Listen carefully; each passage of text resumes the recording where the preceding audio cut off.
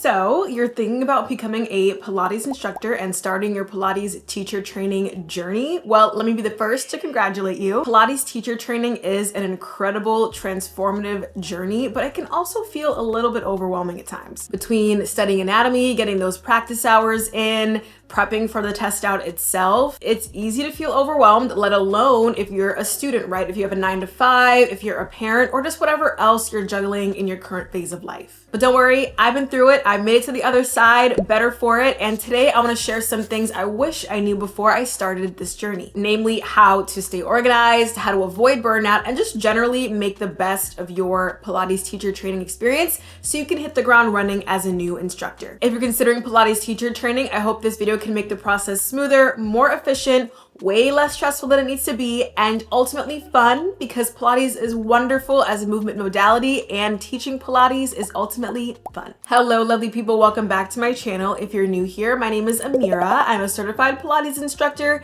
and today I'm giving you the ultimate guide to Pilates teacher training, so including how I chose my program, how I structured my training, the biggest lessons I learned, and my favorite organization tool that I use to prepare for my certification. All right, let's just get right into it. Number one is how to choose the right program. The first part of getting started with Pilates teacher training is, of course, finding the right program for you. I've said this before in a previous video on this topic, but I first started doing Pilates at one of those big franchise studios, you know, the one. And one of the instructors at the time came up to me after class and she was like, "Girl, you have great form. Are you a dancer?" And I was like, "No, I've, been on dance teams. I've taken a couple classes here and there, but I'm not an actual formally trained dancer." And she was like, "Well, you should really consider Pilates teacher training." At the time I was like, yeah, okay. She's probably just gassing me up. I have bigger fish to fry. I have other things going on. But long story short, as you can see, I took her words to heart. I took her advice and here we are. So after I was mulling it over, of course, a large part of my process was the preliminary research. I knew the studio that I was taking classes at had its own certification program, but they weren't hosting at that particular location at the time. So I just had to use good old Google to see what else was out there. And that's where I came across different online resources. Biggest one that we probably all know is the PMA, Pilates Method Alliance. Also, there's a really active Pilates forum on Reddit that I made good use of for more specific questions. And so from this, I learned that there are a few big things you might want to consider when picking a program. So the first thing you might want to think about is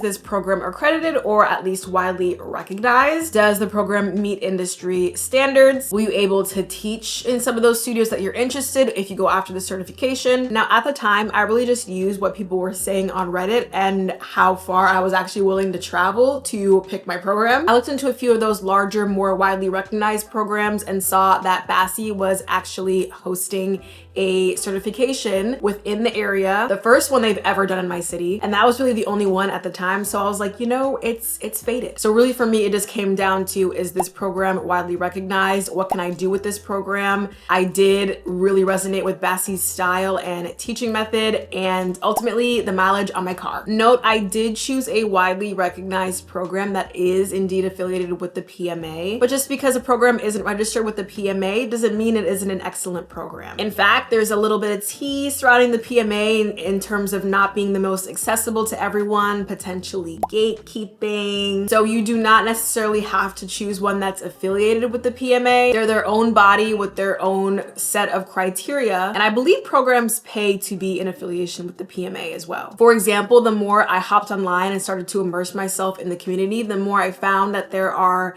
for example, a lot of Black-owned certification programs who also teach classical, so following that traditional method. So if that's more your vibe and you want to practice in a truly safe space, I would just hop on Instagram and start looking around. I know folks like Sandra Herbert at Black Girl Pilates, Alexa Idama at Low Impact Fit, I believe. Those are some of the instructors I follow, just to name a few. So don't be afraid to just conduct your own research, see what resonates with you, and then go from there. The next thing you might want to consider when choosing a program is this a comprehensive program, right? Teaching all the apparatus, or is this just mat, or maybe mat reformer, right? So some programs will cover all apparatus, Cadillac, mat reformer, Wunda chair, pedipool, spine corrector. There's a few more in there for sure. While others might just certify you in mat or just mat and reformer perhaps. Think about where you most likely will end up teaching and what is required at those studios. For some studios, mat and reformer is perfectly fine, since a lot of studios, especially those big franchise studios, are mainly reformer and then like perhaps chair. And I know some studios also have, you know, like different types of equipment, TRX, etc. That might be enough. Or maybe you plan to teach at like local gyms where they only do mats, or maybe you just want that flexibility to teach anywhere, whether it be boutique studios, franchise studios, gyms, studios that have more of a hybrid fitness model. So for me, again, I wanted that flexibility to teach everywhere,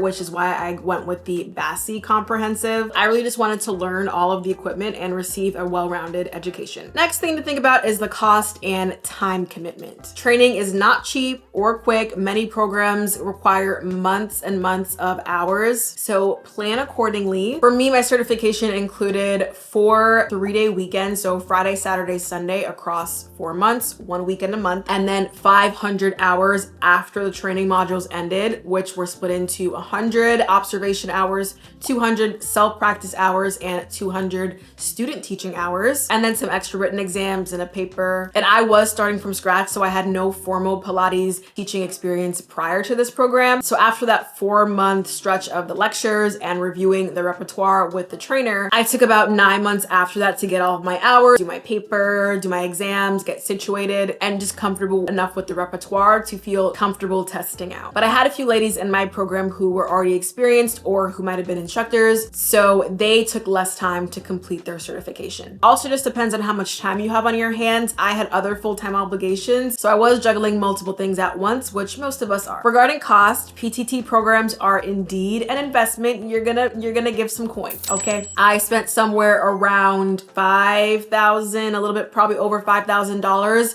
for the program itself. That was the majority of the cost, but also different costs like study materials, any kind of books that I got online. I have a really good app that the med girlies use to study anatomy, so I paid for that. Different subscriptions, and also airfare and lodging costs for when I flew over to California to do my final test out. Last thing I would consider here is the program in person, online, or maybe a hybrid? And does that model match your needs, right? Do you learn best with more hands-on training, or do you need more flexibility in your schedule? Some programs, especially nowadays, do offer hybrid learning, combining virtual lectures with in-studio training. My program, when I did it a few years ago, was in person for the actual theory lectures themselves, in addition to the review of the repertoire, which is important and almost mandatory to do it in person anyway, because you're really getting that hands-on feedback from that master instructor. But I know now even BASI offers a flex model, so you do the pre-recorded lectures on your own, and then you just go in person for the repertoire review. So it really just depends on the program, what they're offering, and what your needs are. All right, moving on to our second topic. One of the biggest struggles we face during training is keeping track of everything. So between studying and reviewing the modules, actually getting practice, teaching and observation hours, and making sense of what you're learning in that time frame, and then thinking ahead to actually landing your first teaching opportunity, there is definitely a lot to keep track of. When I first started training, this was also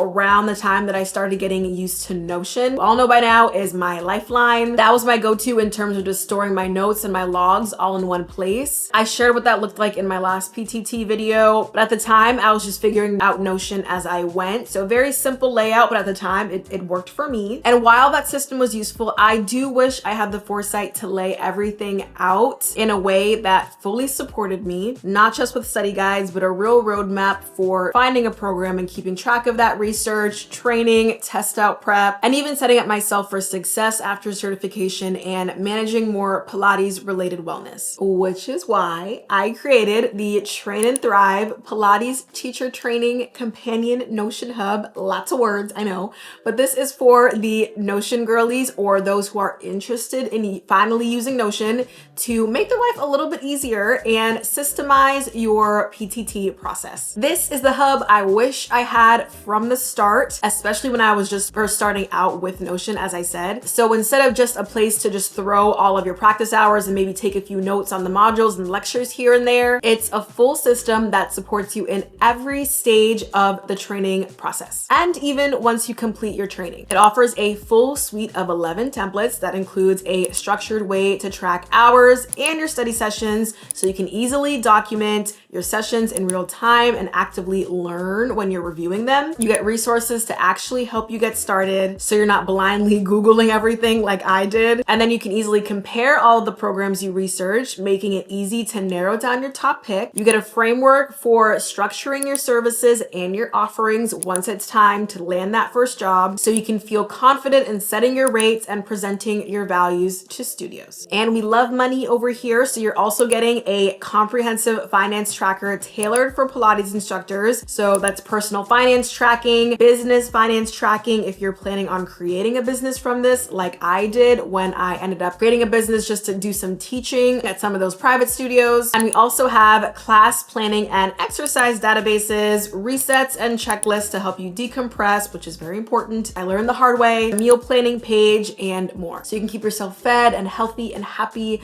while you're busy running around in different studios like a busy bee. And you might be wondering, why do I care?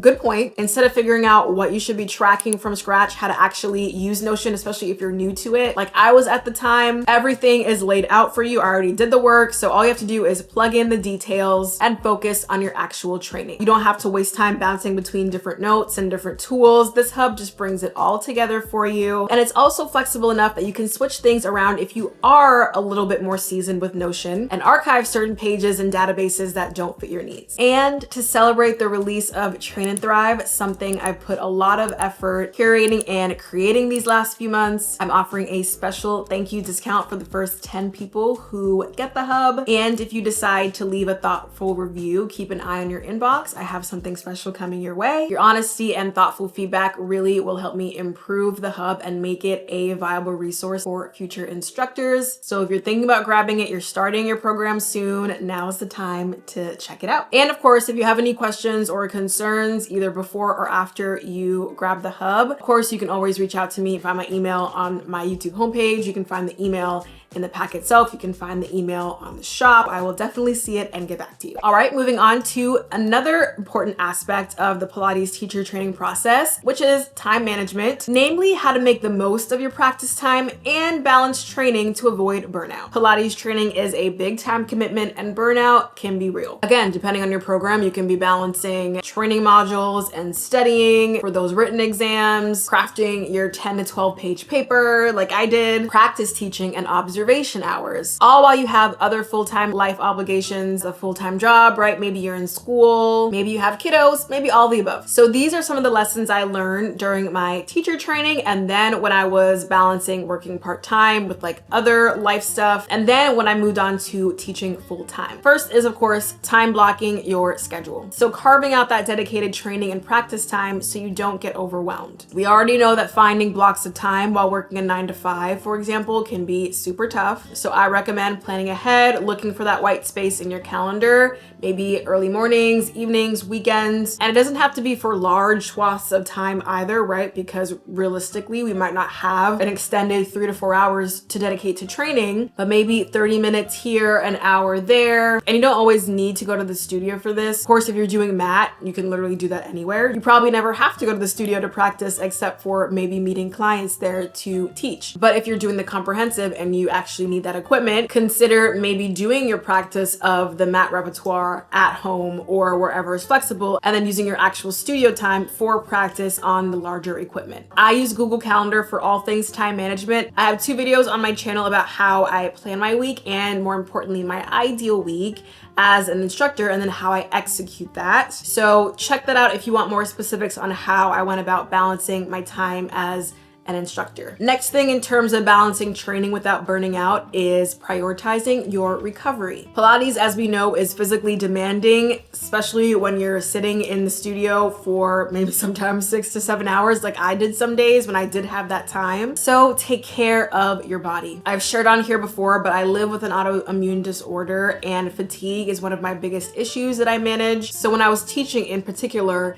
towards the end of my blocks, I would get super tired. I would literally have to, like, while teaching, take some mini breaks and just kind of sit on the wonder chair beside someone's reformer. Just use those verbal cueings. But then of course, you have to get up at some point to demo and exercise, make physical corrections. So it got tiring for sure. So do what you must to help replenish your body. Of course, nutrition, hydration, sleep, but also take the time to take care of your mental and spiritual and emotional health. So maybe doing non-Pilates related things that spark joy and fill you up. Also, knowing when to say no is very important, and I struggle with this still, even now. You deserve to set and maintain your own boundaries. And this came up more so when I was a brand new instructor. It's tempting to say yes to every opportunity. I was saying yes to every substitute shift. I was taking those less desirable, like, early morning blocks and then late evening blocks. So I would have to get up really early and then go to bed really late coming home from work. And then I'd have this, like, just large chunk of time throughout my day. Just a very disorganized schedule. Definitely wasn't the most ideal. And then at the start of the year, I made strides to kind of clean up my schedule a little bit, get a schedule that actually made me feel good, which I'm blessed that I was able to do. That's one of the good things about teaching, is that it's just so flexible. And it also came up for me during training as well. Of course, you have to manage your priorities, and it's not always easy saying no, but super necessary to create and maintain those boundaries in accordance with your bandwidth. So in short, I've taught while taking classes, I've taught full time, I've balanced it with a 9-to-5 schedule. There's no right way to do it, but having your systems locked in helps a ton. The next thing is making the most of your student teaching hours. This is where you'll really build your comfortability and confidence as an instructor. So here's how to make your practice teaching more effective. Of course, you want to observe some seasoned instructors. So of course, take classes, but also sit in on classes where you're doing nothing, but just watching, maybe taking notes, listening to those cues and corrections closely. And then once you've got a few observation and practice hours in and you're starting to get more comfortable with the repertoire, I would start to try to get your hands in teaching early. I personally wished I would have started my teaching hours a little bit earlier than I did. What worked for me personally is haggling my friends and family. I was pulling everyone down to the studio to get a free session in. So that definitely made it less intimidating. And also, depending on your program and location, my location was a little bit more siloed off, so there wasn't too much opportunity within the program at that location. And it was honestly nice because I built that trust up with the owner and manager of the studio, where they just kind of gave me a key and I can bring people in at any time and just spend a long time there. Like towards the end of my program, I was spending like 6 to 7 hours there, but it definitely meant that I had to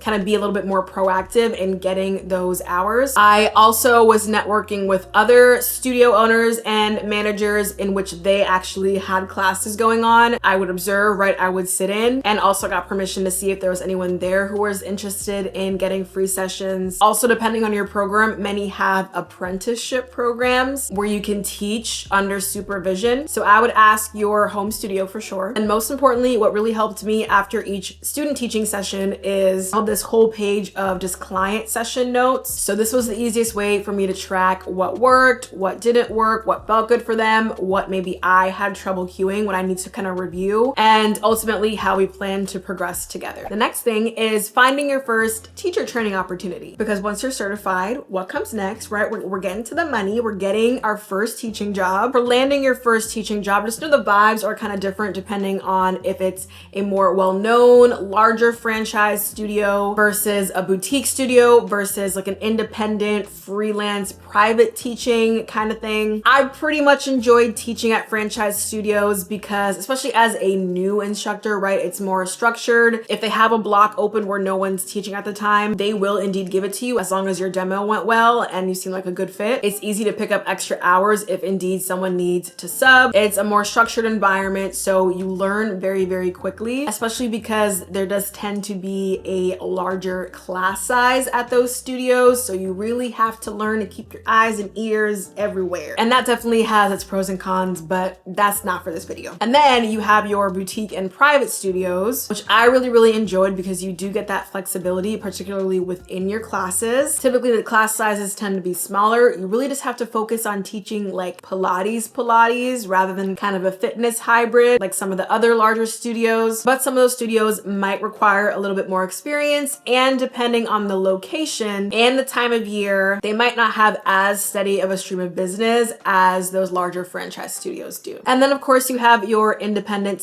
/ private teaching opportunities. Of course you have higher earning potential for sure, because private sessions just tend to cost more and those clients are willing to pay the cost. But this can maybe require a few different moving parts. So it could maybe require you to have equipment perhaps in your home if you're inviting people into your home, or maybe you rent out a little studio space and you invite your clients there, or perhaps you're traveling to a smaller studio and then giving that studio a percentage, or maybe you're traveling to a client's home if they have the equipment there. So it just depends on what your comfort level is with any of those options. My process for landing my first teaching opportunity was pretty straightforward. As I stated before, as soon as I started my certification, I was already networking with studio owners and managers within my community. I already made my intention known that I wanted to work at that specific studio once I completed my certification. So they were happy to kind of invest in me and let me kind of sit in on classes, teach some of their clients. And then once I got my certification, I did a demo. I met with the lead instructor, and that was pretty straightforward to land my first opportunity. For other opportunities like the smaller studios, it was also pretty straightforward. I just did good old job applications and went in, had a chat, gave them my credentials.